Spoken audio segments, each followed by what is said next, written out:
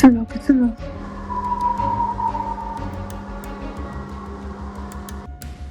احنا عاوتاني هابطين لتحت يا بيوز. Не, она нормально. Не Она бойся. нормально? Да, она только залезет нас. Хорошо. Если не залезет, правильно, как говорится. احنا عاوتاني هابطين للملاجئ. قالوا لنا راه كاينين شي طائرات كيقصفوا وطلقوا الانذارات. احنا هابطين. الله يدوز هاد الليله على خير يا ربي.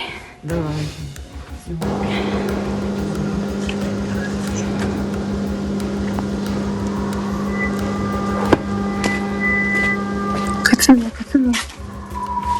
Здравствуйте. السلام عليكم. معكم طالبة جيهان بمدينة سومي المتواجدة في حدود أوكرانيا. الحمد لله اليوم كتب لنا نهار جديد في العمر ديالنا.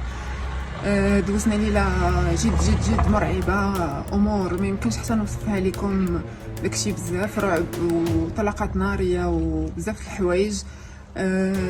كنتمنى أن السلطات المعنية بالأمر أنهم يحاولوا يتواصلوا مع الأمم المتحدة والصليب الأحمر باش يأمنوا لنا معبر نخرجوا منه، نظرا لأن التران ما خدامش من النهار الأول. المخارج تاع سومي كلها محاصرة.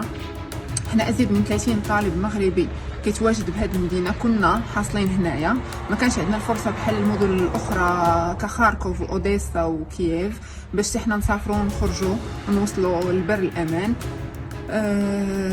كنعاود النداء ديالي انهم يحاولوا يامنوا لنا معبر باش نخرجوا من هنا، حيت الا ما خرجناش سوا غنخرجوا حيين سوا غنخرجوا جثث هامده من هنايا.